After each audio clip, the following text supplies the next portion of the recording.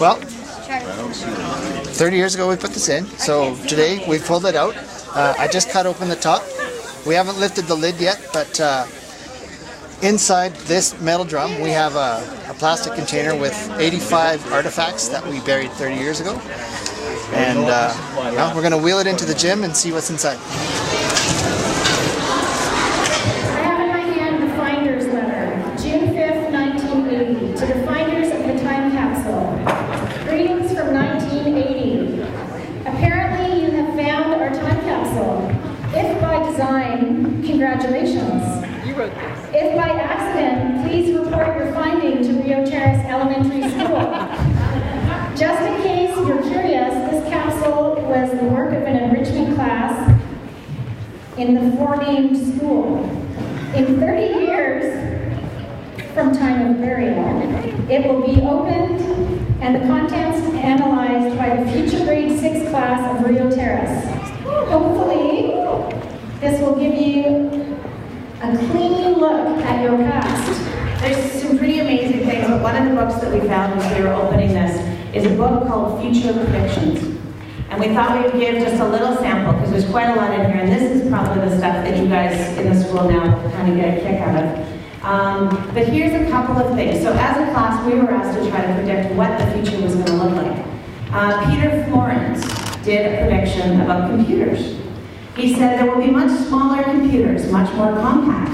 People would carry around very thin computers at the price of $66. Some of the information the computers would know would be how much you owe to a bank. Almost anything, everything dealing with your banking, regular calculations, and much more. People exploring new energy sources would have enough money to explore deeper.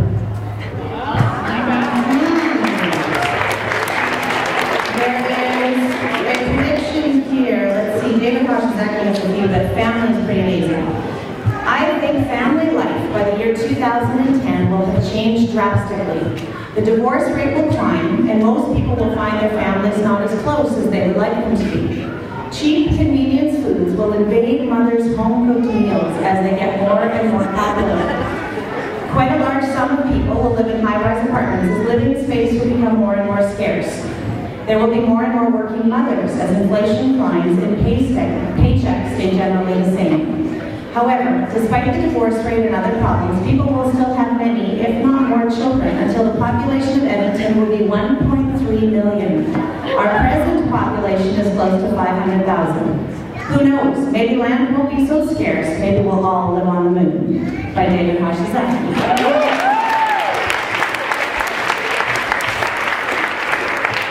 Let's see what else we have. Oh, this is an interesting one too. This is by Barbara Lunn. This is on government today and tomorrow.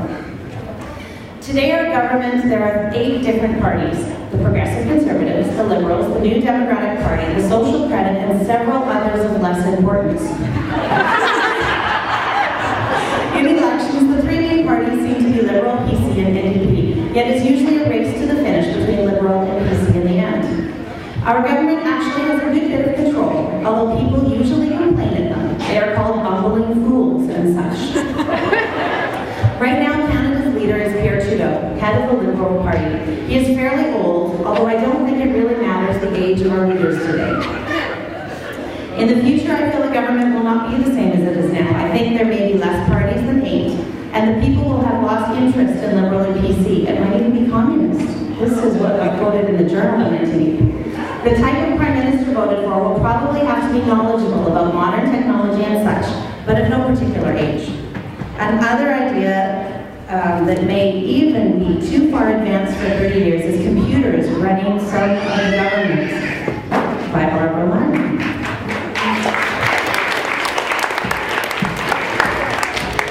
Let's hear future predictions. This is ladies' fashion, and there's actually diagrams and things. Okay, somebody has lost a phone in here.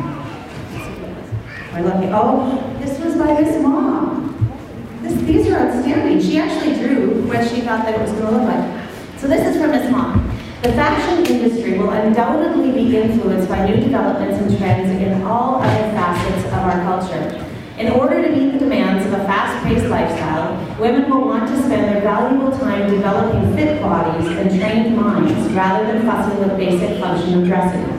Individual worth should be measured in terms of the whole person rather than the superficial nature of outward appearance alone. Hence, less emphasis on looking different or special. Due to the shortages of natural fibers such as wool and cotton, man-made materials will be popular. Clothing will be costly, so it must be functional, versatile, and durable. To compensate for the simplicity of everyday wear, formal attire may be very flashy, incredible, romantic, or ethnic. And then there's all kinds of fashion design.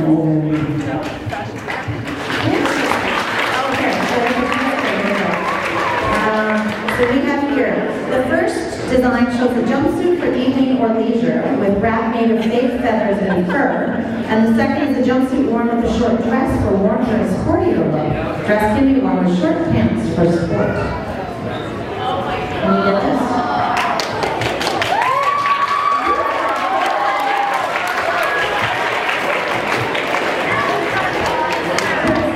There's another one in here. Karen Stevensville. Here we go.